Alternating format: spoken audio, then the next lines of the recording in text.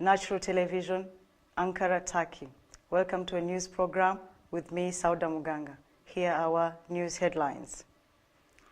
Abbas plus U.S. support for Israel's lawlessness.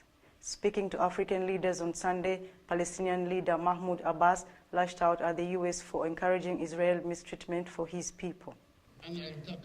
Abbas told the 23rd Summit of African Leaders of State and Government in Addis Ababa, what encourages Israel to behave as if it was above the law is the U.S. administration.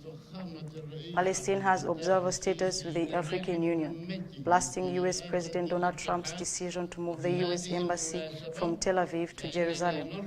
Abbas added, "We remain determined to fight for the realization of the two-state solution with East Jerusalem as the capital of Palestine." Referring to the U.S. decision to cut all aid to Palestinians in the occupied West Bank and Gaza, he said those who stand against the two-state solution are engaged in drying up all funds to the Palestinian people and neglecting the rights of Palestinians. He also added, "We call upon African nations not to move their embassies to Jerusalem and the international community to help us move the peace process and hold national elections.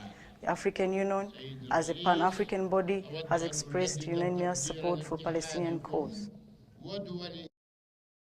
101 years since the death of Sultan Abdul Hamid II was marked. Sultan Abdul Hamid II, the 34th Sultan of the Ottoman Empire, was remembered in Istanbul yesterday.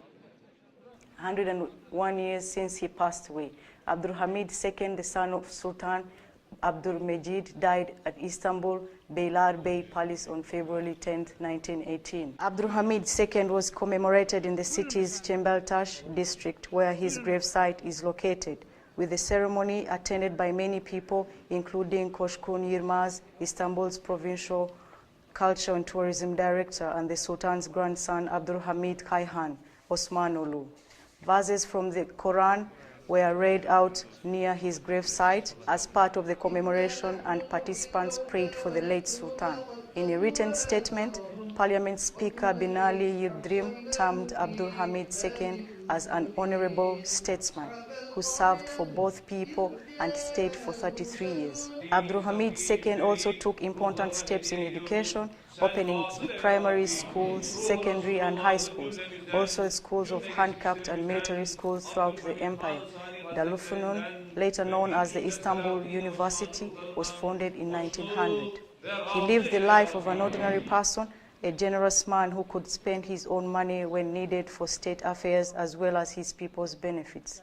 Using his own money, he said, Şişli, Etfani Hospital and Darülaceze Nursing House built, both are still operating in Istanbul. In 1900, he ordered the building of a railway connecting Damascus, the holy sites of Mecca and Medina through Hejaz, Saudi Arabia. The railway line reached the holy city of Medina in 1900. Electric tramway lines were opened in many cities. Telegraph lines were set through Hejaz and Brasla, and highways were extended. He also placed great importance on sports. The three biggest clubs in Turkish football, Fenerbahce, Galatasaray, and Beşiktaş, were founded during his reign. Turkish women in Belgium arranged aid campaign for Yemen. Union of International Democrats President Bülent Birgi, Turkish ambassador to Belgium, Zeki Levent Gümrüçük, Turkey's ruling Justice and Development Party's Brussels representative Ruhi Açıkgöz, and UID Women's Branch head Ayşe Aşut speak at the event of humanitarian aid campaign for Yemen launched by Turkish women in Belgium on Sunday in Brussels. The campaign was launched by the female members of the Union of International Democrats in Belgium in collaborating with the Turkish Red Crescent. They collected approximately $54,000 at the Sunday's event held at the Turkish Red Crescent's Brussels office to help needy people in war-devastated Yemen. Speaking at the program, Turkish ambassador to Belgium, Zeki Levent Gümrüçük, hails praiseworthy support of Turkish women. He added, you show sensitivity to the tragedy of humanity thousands of kilometers away while sitting in your warm house. It is praiseworthy, deserves every support. Gumruk Chu stated that the humanitarian tragedy in Yemen could not get enough space in the media due to the power controversies of some interest groups in the country. Founded in 2004, the Union of International Democrats has undertaken efforts to ensure the active participation of European citizens with Turkish background in political, administrative, and economic fields, has endeavored to raise their standard of living. Improvised Yemen has remained racked by violence since 2014, when Shia Houthi rebels overran much of the country, including capital Sana'a. The conflict escalated in 2015 when Saudi Arabia and its Sunni Arab allies launches a devastating air campaign in Yemen aimed at rolling back Houthi gains. Ongoing violence has destroyed much of Yemen's infrastructure, including water and sanitation systems, prompting the UN to describe the situation as one of the worst humanitarian disasters of modern times.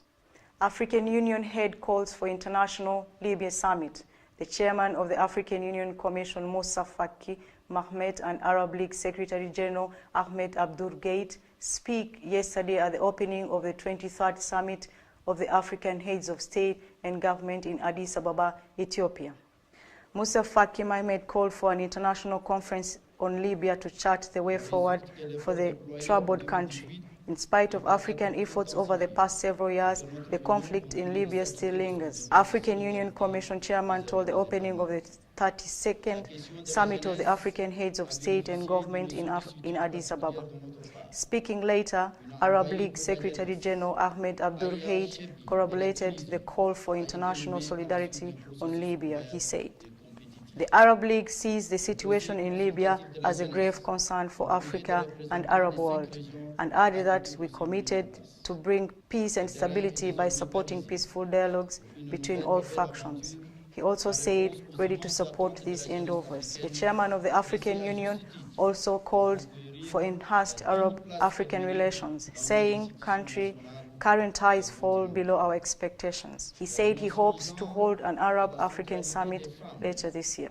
As achievements in 2018, the chairman cited decisions by African leaders for African passports, single African air transport, and free movement of people. A year of 2019 kicks off in Bosnia capital, Sarajevo. The opening ceremony of the European Youth Olympic Festival at Asim Fihatovic Hasi Olympic Stadium in Sarajevo, Bosnia, and Herzegovina on Sunday. The official opening ceremony was started with lighting the Olympic flame by Bosnia and Herzegovina's best athlete Larissa Klaric. Turkish Foundation sends humanitarian aid to Syria. Turkey's Humanitarian Relief Foundation sends 6 trucks load of humanitarian aid to Syrian people in Amasya, Turkey on Sunday.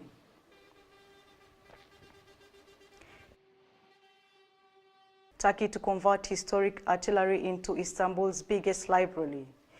Turkish President Recep Tayyip Erdogan attends a groundbreaking ceremony for the new Ataturk Culture Center in Taksim Square on Sunday in Istanbul.